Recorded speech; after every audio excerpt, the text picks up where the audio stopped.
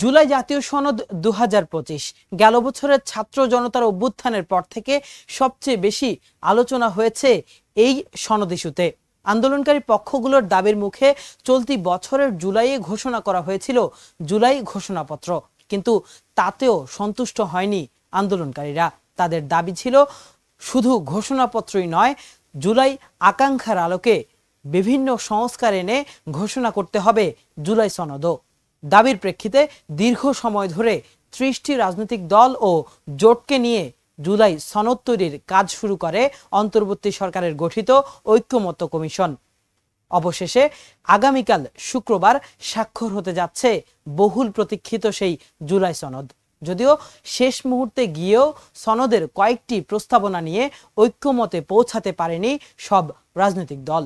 চলুন জেনে নেওয়া যাক এই জুলাই সনদের আদ্যোপান্ত।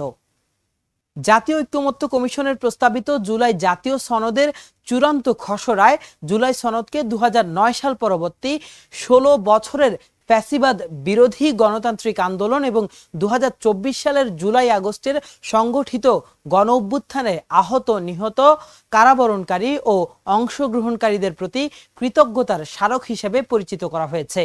এই সনদের প্রেক্ষাপটে বলা হয়েছে, দেশের জনগণের মনের রাষ্ট্র কাঠামো পুনর্গঠন ও প্রচলিত ব্যবস্থার সংস্কারের যে অভিপ্রায় তৈরি হয়েছে তা বাস্তবায়নেই নেওয়া হয়েছে এই সনদ তৈরির উদ্যোগ। ৭ দফা অঙ্গীকারনামার এই সনদ পূর্ণাঙ্গ বাস্তবায়নের প্রয়োজনে সংবিধান সংশোধনের প্রতিশ্রুতি চাওয়া হয়েছে রাজনৈতিক দলগুলোর কাছ থেকে, যা সনদে স্বাক্ষরের মাধ্যমে প্রতিষ্ঠিত হবে। আসন্ন জাতীয় সংসদ নির্বাচনের মাধ্যমে আসা সরকার ক্ষমতা গ্রহণের ২ বছরের মধ্যে জুলাই সনদের পূর্ণাঙ্গ বাস্তবায়ন করবে বলেও প্রতিশ্রুতি নেওয়া হবে দলগুলোর কাছ থেকে। দেশের বিদ্যমান ৩০টি রাজনৈতিক দল ও জোটের সঙ্গে দীর্ঘ সময় ধরে আলোচনার মাধ্যমে তৈরি হওয়া জুলাই সনদের চূড়ান্ত খসড়ায় দেখা গেছে, একজন ব্যক্তির সর্বোচ্চ ১০ বছর মেয়াদে প্রধানমন্ত্রী পদে থাকা, ডেপুটি স্পিকার বিরোধী দল থেকে মনোনীত করা, অর্থ বিল ও আস্থা ভোট বাদে জাতীয় সংসদে দলের বিরুদ্ধে ভোট দিতে পারা, তত্ত্বাবধায়ক সরকার ব্যবস্থা ফিরিয়ে আনা, জাতীয় সংসদে নারী প্রতিনিধিত্ব ক্রমান্বয়ে ১০০-তে উন্নীত করা এবং সুপ্রিম কোর্ট বিকেন্দ্রীকরণের বিষয়ে অধিকাংশ রাজনৈতিক দল ও জোট ঐক্যমত হয়েছে। এছাড়া ৯টি রাজনৈতিক দলের নোট অব ডিসেন্ট থাকলেও রাষ্ট্রপতির ক্ষমতা ও দায়িত্ব নিয়ে সংবিধানের ধারার পরিবর্তন আনার পক্ষে ৩০টি রাজনৈতিক দল ও জোট একমত হয়েছে। ৬টি সংস্কার কমিশনের তৈরি করা ৮৪টি সংস্কার প্রস্তাবের মধ্যে অধিকাংশ প্রস্তাবে বেশিরভাগ দল ঐক্যমতে পৌঁছালেও সংবিধান বিলুপ্তি বা স্থগিতকরণ প্রসঙ্গ, একই ব্যক্তি দলীয় ও সরকার প্রধান থাকা এবং পিআর পদ্ধতি নিয়ে রাজনৈতিক দলগুলোর মধ্যে এখনো মতবিরোধ রয়েছে। ইতোমধ্যে এই মতবিরোধ গড়িয়েছে রাজপথের আন্দোলন পর্যন্ত। এমন পরিস্থিতিতে জুলাই সনদ তৈরিতে কাজ করা ঐক্যমত্য কমিশন বলছে, রাজনৈতিক দলগুলো ঐক্যমতে পৌঁছাতে না পারলে বিশেষজ্ঞের মতের আলোকে সিদ্ধান্ত নেবেন তারা। কিন্তু বিশেষজ্ঞরা কিভাবে মূল্যায়ন করছেন এই সনদকে? এই অভ্যুত্থানের যে চাওয়া পাওয়া, আশা আকাঙ্ক্ষা আমজনতা, যে কারণে তারা এত বড় অভ্যুত্থানটা করেছে, জীবন দিয়েছে, পঙ্গু হয়েছে, জুলাই সনদটা তো তাদের সেই আশা আকাঙ্ক্ষারই একটা রূপরেখা। সুতরাং এই জুলাই সনদটা তো খুবই গুরুত্বপূর্ণ ভবিষ্যৎ রাজনীতির জন্য। বাংলাদেশটা ভবিষ্যতে কেমন হবে, নতুন বাংলাদেশের জন্য এটা খুব জরুরি। বাংলাদেশের এই অভ্যুত্থানটা হয়েছিল যে বাংলাদেশে যেন আর ফ্যাসিবাদ ফেরত না আসে। সুতরাং সংবিধানটাকে আমরা এমনভাবে তৈরি করতে চাই যে যেন ফ্যাসিবাদের আর জন্ম না নেয়। তো যে সমস্ত সংস্কারের উপরে তারা নোট অফ ডিসেন্ট দিয়েছে, প্রস্তাব এসেছে এবং তারা রাজি হয়নি, আমি সেটা তাদের সঙ্গে একমত নই। আমি মনে করি ওইগুলি সংবিধানের অংশ হওয়া উচিত। জুলাই সনদে অনেক কথা তো আছে, তো বড় দাগে যে কথাগুলি আছে, ধরুন দ্বিকক্ষ বিশিষ্ট সংসদ হবে, তারপরে ওই রাষ্ট্রপতির অনেকগুলি নিয়োগের ব্যাপারে ক্ষমতা দেওয়া হয়েছে, তারপরে দ্বিতীয় কক্ষ বা উচ্চ কক্ষে সদস্য হবে আনুপাতিক হারে, মানে নিম্নকক্ষে প্রাপ্ত ভোটের আনুপাতিক হারে। তো এরকম আরও অনেকগুলি জিনিস আছে যেটা বর্তমান সংবিধানের সাথে সম্পূর্ণ পরিপন্থী। এখন সংবিধানের সাথে অন্য আইনের পার্থক্য হলো সংবিধান হলো সর্বোচ্চ আইন। এই অর্থে সর্বোচ্চ আইন যে সংবিধানের সাথে পরিপন্থী যে আইন হবে সেটা বেআইনি, সেটা বাতিল।